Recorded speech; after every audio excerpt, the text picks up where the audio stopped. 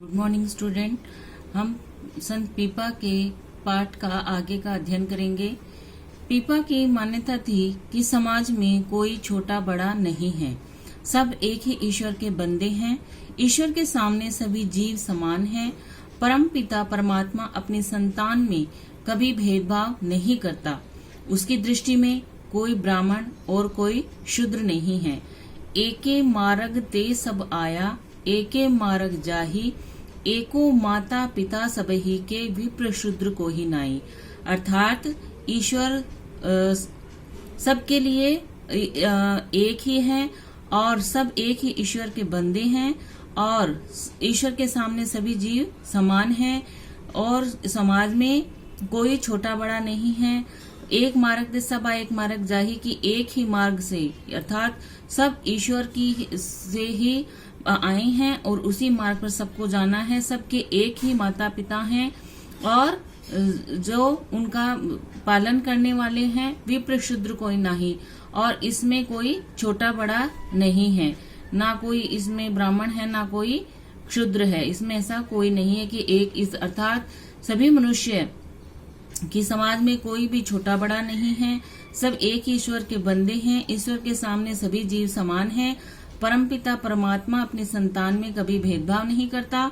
उसकी दृष्टि में कोई ब्राह्मण और कोई शूद्र नहीं है। तो यहाँ से स्टूडेंट अपना प्रश्न बन रहा है कि पीपा की क्या मान्यता थी।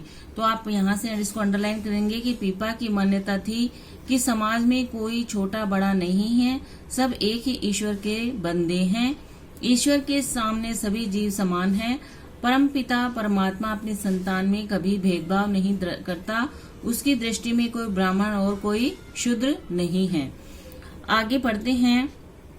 पीपा जी के इन्हीं उपदेशों के प्रभाव से कृष्ण की अनन्य भक्त मीराबाई भी प्रभावित हुई थी। पीपा के भक्ति भाव और समर्पण से ही प्रभावित होकर वे उनसे मिलने पहुंची थी। मीरा ने अपनी पदावली में पीपा से मिलने का संकेत भी दिया है कि इस क्या कहा गया है कि जो कृष्ण की जो अनन्य भक्त थी मीराबाई, वो भी संत पीपा थे। उनके उपदेशों से उनकी मान्यता से बहुत प्रभावित हुई थी और उनके जो भक्ति भाव है और उनके समर्पण से प्रभावित होकर वो उनसे मिलने के लिए पहुंची थी। इसका संकेत उन्होंने अपनी पदावली में भी दिया है। पीपा को प्रभु परचो दीनो दियो रे खजानो पूरी।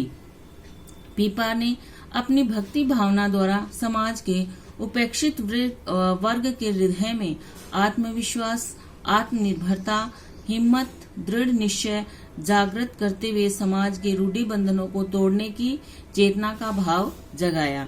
राजा होते हुए भी अपना संपूर्ण वैभव त्याग कर समाज सुधार और निर्गुण भक्ति साधना के प्रति उन्होंने अपना जीवन लगा दिया। यह उनके जीवन की सबसे बड़ी विशेषता है। तो उनके जीवन की सबसे बड़ी विशेषता क्या थी? संत पीपा के जीवन की सबसे बड़ी विशेषता क्या थी?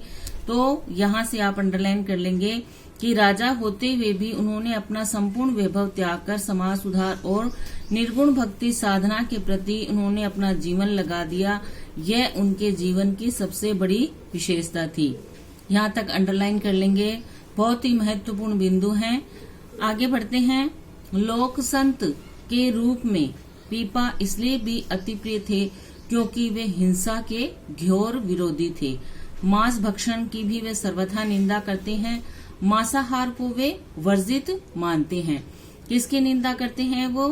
कि हिंसा के घोर विरोधी थे और मांस भक्षण की वो सर्वथा निंदा करते थे कि मनुष्य को मांस का भक्षण नहीं करना चाहिए और मांसाहार को वे वर्जित भी मानते थे।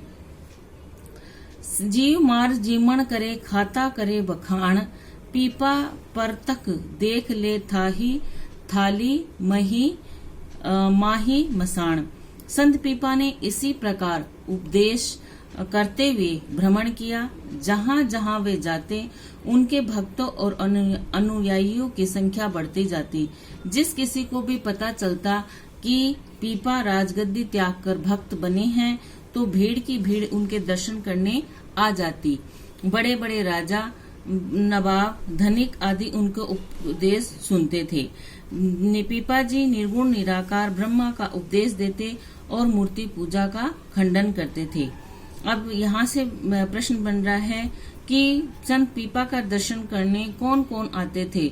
तो यहाँ से अंडरलाइन कर लेंगे, बड़े बड़े राजा, नवाब, धनिक आदि उनके उपदेश सुनने आते थे। और वो किसका उपदेश दिया करते थे? तो पीपा जी निर्गुण निराकार ब्रह्मा का उपदेश देते और मूर्ति पूजा का खंडन करते थे। इसको भी अंडरलाइन कर लेंगे आप लोग। आगे बढ़ते हैं। राजस्थान के लोक संत पीपा का जीवन चरित्र भारतीय समाज सुधारकों के लिए अद्भुत और अनुपम है। यही कारण है कि उनकी कर्मशीलता और भक्ति निष्ठा लोकवाणी का विषय भी बनी। वर्तमान में भी संत पीपा राजस्थानी लोक गीतों में विराजमान हैं। उनकी वाणी अमर हो गई और उनकी अटूट भक्ति ने राजस्थान में समाज सुधार की चेतना को विकसित किया है। साहू, आहू और काली सिंध नदियों के संगम स्थल पर बना प्राचीन जल दुर्ग उनका जन्म स्थल तथा उनका शासन स्थल रहा है। कौन सा रहा है? कौन सा संगम स्थल पर बना जल दुर्ग उनका जन्म स्थल और कर्म स्थल रहा है? आहू और काली सिंध नदियों के संगम स्थल पर बना प्राचीन जल दुर्ग उनका जन्म स्थल तथा शासन स्थल रहा है। इसको आप अंडरलाइन कर लेंगे। बहुत ही महत्वपूर्ण बिंदु है कि उनका जो आहू और काली सिंध नदियों के जो संगम स्थल पर बना प्राचीन दुर्ग है वो उनका जन्म स्थल तथा शासन स्थल रहा है। यही उनकी भक्ति साधना की गहन गुफा, समाधि स्थल तथा विशाल मंदिर एवं आश्रम विद्यमान है। माना जाता है कि विक्रम संवत 1740 में उनका देवलोकगमन हुआ, परंतु जीव मात्र की समानता के प्रबल पक्षधर लोक संत पीपा आज भी हमारे हृदय में जीवित हैं। अब उनका यहाँ से प्रश्न बना कि उनका देवलोक गमन, संत पीपा का देवलोक गमन कब हुआ? तो यहाँ से कर लीजिए, विक्रम संवत 1470 में उनका देवलोक गमन हुआ। यहाँ तक अंडरलाइन कर लेंगे। तो स्टूडेंट, आज हमारा जो ये लेसन है वो समाप्त हो रहा है, लेकिन इसके जो महत्वपूर्ण बिंदु हैं वो आप उसको एक नोटबुक में छोटे छोटे प्रश्न हैं ये आप लिख लेंगे और उनको याद करेंगे। ये एग्जाम की दृष्टि से यह पाठ है वो बहुत ही महत्वपूर्ण है। अब हम इसके जो वस्तुनिष्ठ प्रश्न हैं वो मैं आप लोगों को एक बार बता देती हूँ ताकि आपको कोई परेशानी का सामना नहीं करना पड़े। पहला प्रश्न है अपना, पीपा निम्नलिखित में से किस काव्य धारा से संबंधित है? सूफी काव्य धारा, संत काव्य धारा, राम भक्ति काव्य धारा, कृष्ण भक्ति काव्य धारा। तो इसका उत्तर होगा कि पीपा संत काव्य धारा के से संबंधित थे। दूसरा प्रश्न है, पीपा ने किस कवि की परंपरा का अनुसरण किया था?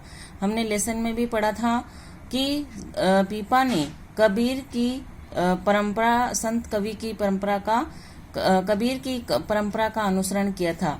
तो इसमें होगा, इसमें ऑप्शन आए हैं सूरदास, मलिक मोहम्मद जायसी, तुलसी, कबीर।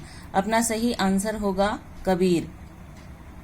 पीपा से तीसरा प्रश्न है अपना, पीपा से मिलने का संकेत किसने अपने काव्य में किया है? सूरदास ने, मीराबाई ने, कबीर ने, रामानंद ने। तो इसमें उत्तर होगा मीराबाई, क्योंकि मीराबाई जी के उपदेशों से प्रभाव से वो उनसे मीराबाई मिलने गई थी, संत पीपा से मिलने गई थी, क्योंकि वे उनकी भक्ति भाव और समर्पण से प्रभावित हुई थी। और मीरा ने अपनी पदावली में भी पीपा से मिलने का संकेत दिया है। तो इसमें होगा कि पीपा से मिलने का संकेत मीराबाई ने अपने काव्य में दिया है। तो स्टूडेंट, आज अपना लेसन यहाँ पर समाप्त होता है। आपको कोई कुछ समझ में नहीं आया हो तो दोबारा पूछ लीजिएगा कॉल करके या मैसेज करके। Thank you, have a nice day.